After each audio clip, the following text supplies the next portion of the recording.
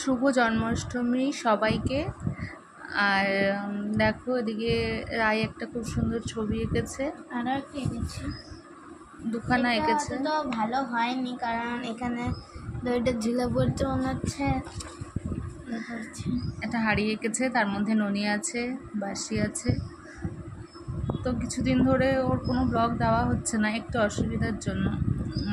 তো আজকে একটু জন্মাষ্টমী, এর জন্য এটা এঁকেছে, তো তাই তোমাদের সাথে একটু শেয়ার করলাম। তো ভালো লাগলে, ওর আঁকাটা ভালো লাগলে তোমরা অবশ্যই কমেন্ট করে জানাবে। আর ও কিন্তু একদমই আঁকা শেখে না, ও এটা ফোন দেখে দেখে নিজের চেষ্টায় এঁকেছে। একটু অসুবিধার জন্য আমাদের বাড়িতে এবছর জন্মাষ্টমীটা ঠিকমতো পালন করা হলো না। আমাদের বাড়িতে প্রত্যেক বছর খুব বড় করে জন্মাষ্টমী হয়, সামনের বছর হবে, সেটা তোমাদের সাথে শেয়ার করব। তো অবশ্যই বলো ওর আঁকাটা কেমন হয়েছে।